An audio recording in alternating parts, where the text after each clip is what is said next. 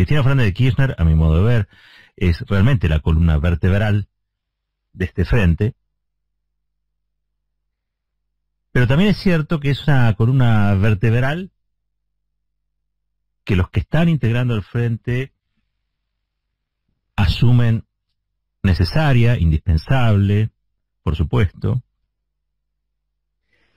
pero que el establishment, los dueños del poder y el dinero en la Argentina, detesta. Y la pregunta es, ¿por qué detestan a Cristina Kirchner? Yo he leído muchas cosas últimamente. Los análisis coinciden en que Cristina recibe muchos ataques, que esos ataques que recibe son constantes, que esos ataques casi siempre provienen de los mismos. Y generalmente se explican como si fuera un espejo con la historia del antiperonismo, ¿no? En la Argentina. El antiperonismo que se convirtió en el antikirchnerismo. Y si bien esa puede ser una explicación válida, a mí me resulta insuficiente.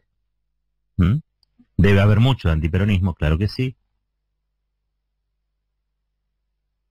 Digo, debe haber mucho de antiperonismo en el antikirchnerismo, claro que sí.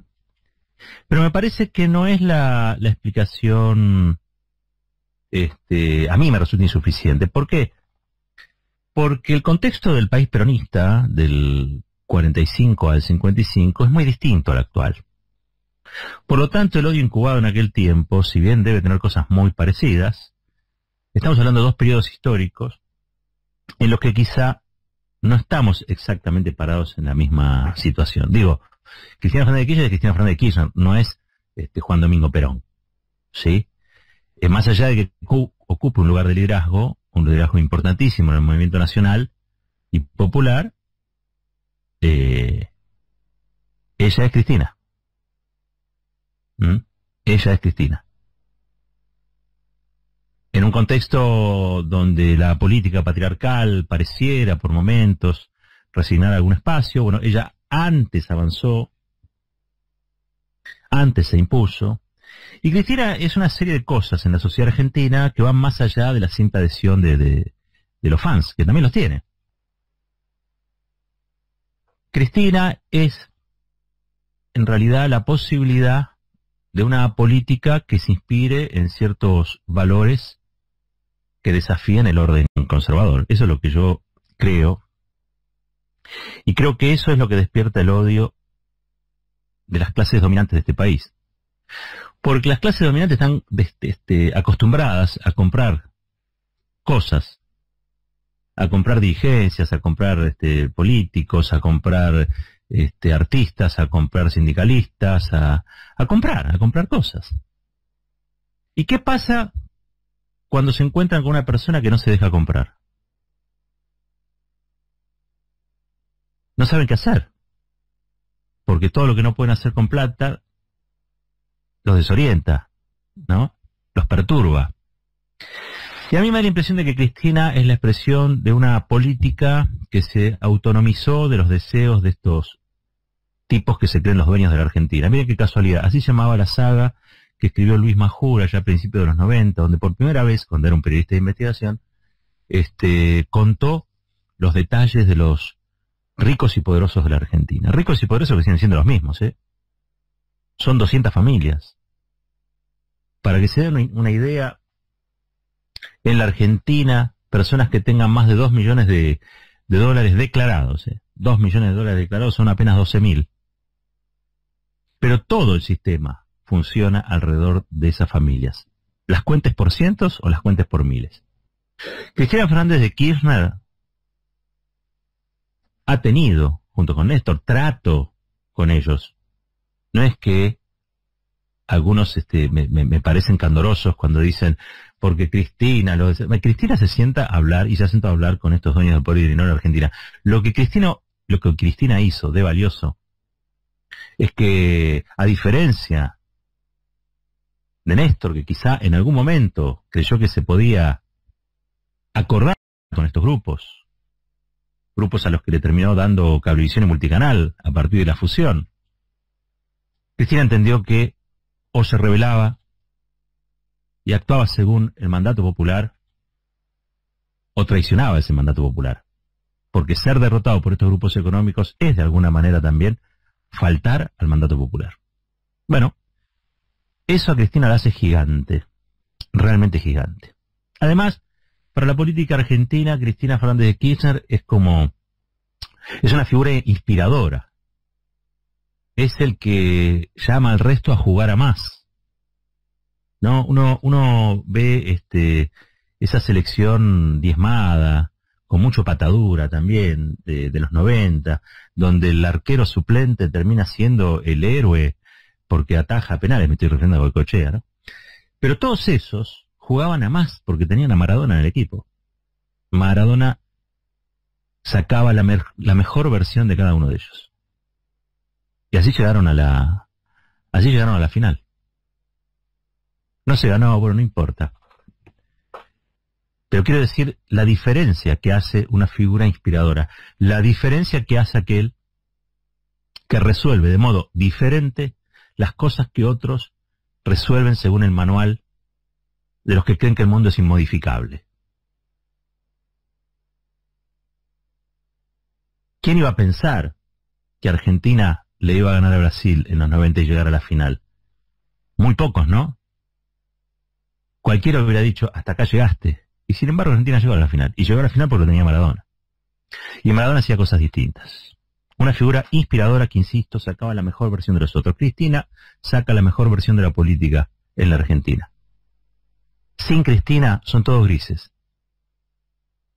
Sin Cristina no hay vocación transformadora.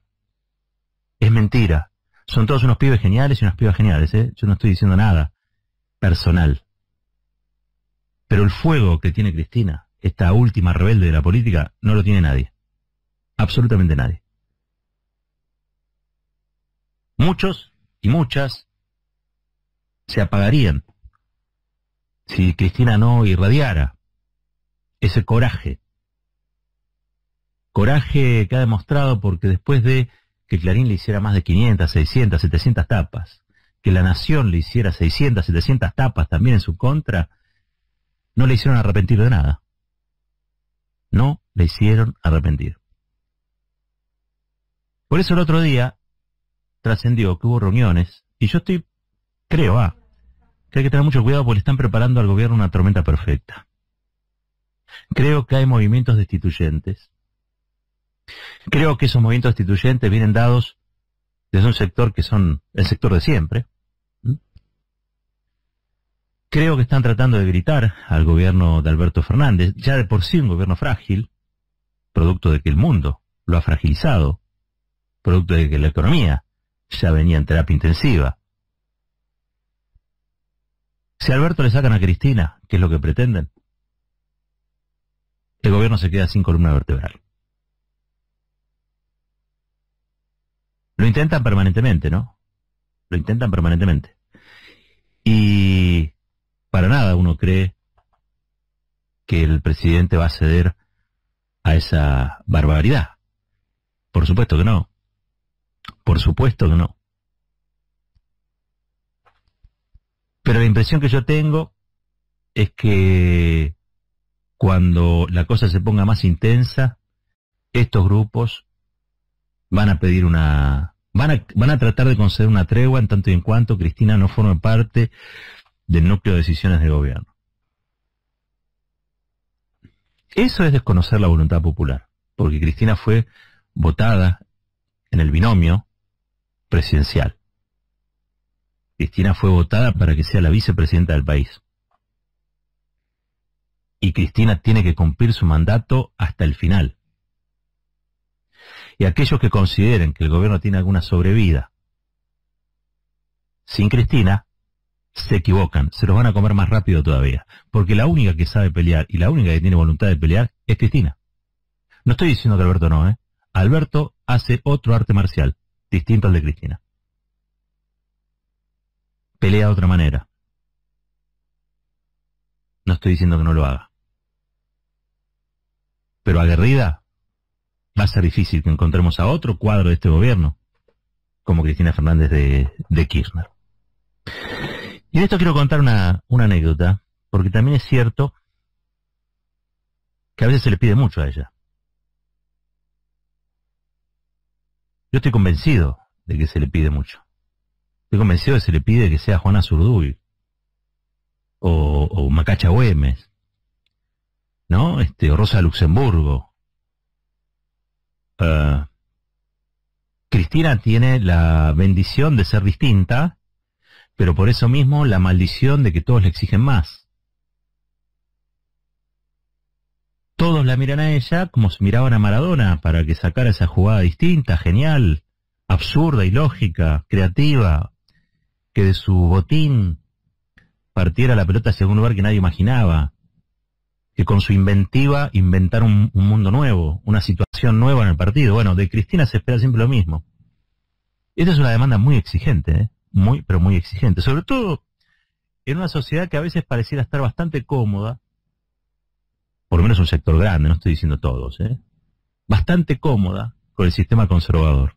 Miren, el otro día lo escuché a Guillermo Moreno. Guillermo Moreno, ustedes saben, ¿no? Dice cosas, algunas son estridentes, pero siempre dice algo en relación a la historia que hay que prestarle algún tipo de atención porque lo ha estudiado. Y hablaba sobre cuál es el contrato social en Brasil. El contrato social en Brasil histórico, del cordón paulista, es decir, los industrialistas brasileros, es que tiene que haber un 40% de pobreza para que la economía funcione. Mientras hay un 40% de pobreza, los salarios, sí, tienden a la baja, generan entonces lo que ellos llaman mayor productividad, que es mayor rentabilidad, y una parte importante se reinvierte en qué, bueno, en el desarrollo de una industria que ha sido es grande, la industria brasileña. Ese es el país, Brasil, ¿sí? 40% de pobres en Brasil son contra lo que ha tenido que lidiar, por ejemplo, y tampoco ha podido resolver. Es como que funciona esa sociedad así. Y cualquiera que intente cambiar la ecuación, bueno, se va a topar con la reacción del orden conservador porque dice, no, esto es lo que funciona. Imagínense lo que está ocurriendo en la Argentina. En la Argentina hay gente que piensa de esa manera. Yo creo que hay grupos económicos que le están diciendo al gobierno en este momento, y no estoy diciendo yo creo, perdón. Hay grupos económicos que le están ofreciendo al gobierno una salida en la pospandemia si es que acepta que cristalice un orden desigual donde la distribución del ingreso que encarna o representa Cristina Fernández de Kirchner no lleve la delantera. Que no sea el pacto social o el contrato social o el consejo productivo, todo esto que a veces viene Dualdo y dice hay que hacer, bueno, que no tenga eje en la distribución del ingreso, que simplemente tenga eje en la reactivación productiva. No es lo mismo. No es lo mismo. Argentina necesita las dos cosas, porque aparte, ¿cómo van a reactivar productivamente el país si no le ponen plata en el bolsillo a los trabajadores, ¿no? ¿Desde qué lugar? ¿Cómo van a generar un mercado si el mercado ese no existe? Con lo cual, hay una discusión de fondo ahí. Pero la discusión sigue siendo sobre qué modelo de país. ¿Qué modelo de país quieren o qué modelo de país queremos los argentinos? Bueno, decía, 40% de pobres tiene Brasil, y pareciera ser una ecuación que le cierra a los grupos económicos, y pareciera que ser una ecuación que le cierra a los sectores medios, y pareciera ser una ecuación que le cierra también a los trabajadores conveniados, ¿sí? Porque los pobres generalmente están en lo que se denomina la economía informal. Esos enormes bolsones de economía informal, como sucede en la Argentina. Yo me acuerdo de una vez estando con un dirigente social, un capo, yo le tengo mucho respeto, estaba muy enojado con Cristina, porque decía que Cristina no entendía que la economía informal había llegado para quedarse, y que ella se había ido al sur, al Calafate, y se había olvidado de los pobres, de los humildes de la patria. Eran una de las tantas justificaciones que daban para sentarse con Carolina Steinley en el Ministerio de Desarrollo Social y negociar, como si fueran sindicalistas de los gordos de la CGT, negociar algún plan, negociar un subsidio, negociar el salario social complementario, pero sobre la base de que no porque eran malos tipos, porque aparte hoy están todos en el frente de todos, digo, no, sobre la base de que hay algo que va a ser inamovible, es decir, va a permanecer. Y eso que va a permanecer es que el porcentaje de pobres va a ser altísimo. Yo no sé si del 40, no sé si Argentina se banca 40% de pobres de modo eterno, pero quizá el 20, quizá el 25, ¿está? Quizá el 25, escuchan bien, ¿no? Quizá el 25. Y esos que van a quedar fuera de todo el circuito hay que incluirlos de alguna manera. ¿De qué manera se los incluye? Bueno, salario social complementario, ingreso básico universal, ingreso o renta básica universal, todas las cosas que ahora van apareciendo. Ahora, en el fondo es un planteo recontra conservador. Porque por un lado parece muy humanista, muy cristiano, muy solidario, pero por el otro cristaliza una realidad que no puede suceder. Porque, ¿de dónde va a sacar la plata el Estado para solventar ese 25% de personas que están en la economía informal, que se salen y hacen su rebusque, ¿sí? Pero a los que hay que complementarlos con eso, con un salario social, con una renta básica, con lo que sea. ¿A quién se le va a sacar esa plata? ¿Quién va a poner esa plata? Otros sectores. ¿Qué sectores? Porque lo que nosotros necesitamos en realidad es que la ecuación no sea ni siquiera de 25 puntos de pobreza. Nosotros necesitamos que vía el trabajo, la producción y el salario, la economía funcione de manera tal que haya algo muy parecido al pleno empleo y que la economía informal sea cada vez menos informal porque hay demanda de mano de obra. ¿Producto de qué? Bueno, producto del país se puso en funcionamiento, de que está exportando más, etcétera, etcétera, etcétera. Esa es una aspiración. Lo que yo digo es que a veces alguien puede plantear, bueno, pero al mientras tanto es que, bueno, al mientras tanto hay que defender la política. Porque lo único que va a hacer que la Argentina sea un país un poco mejor es la vocación transformadora de la política. Porque incluso los dirigentes sociales de gran corazón, puestos a elegir entre malos políticos, se vuelven conservadores. No tienen inspiración para ser mejores. Necesitamos a Cristina porque inspira. Cuando nadie suponía que se le podía ganar a Macri, Cristina armó Unidad Ciudadana. Armó Unidad Ciudadana y ¿saben qué? Terminó armando una alianza todavía más grande que terminó derrotando a Macri, como ella decía. Y sabe, había otros que no pensaban de ese modo. Había otros que creían que Cristina iba a ir presa, que Cristina no iba a poder, que Cristina ya estaba. Hasta que un día Alberto Fernández también se dio cuenta y dijo, no, chico, con Cristina no se puede. Porque es indócil, porque es rebelde, porque es distinta. Y siendo así de distinta, mejora el resto. También es cierto, hay que decirlo, con esto termino, los deja en evidencia, ¿no? El gran problema del que corre rápido es que demuestra que los lentos van a la saga. Y eso también es un problema para Cristina.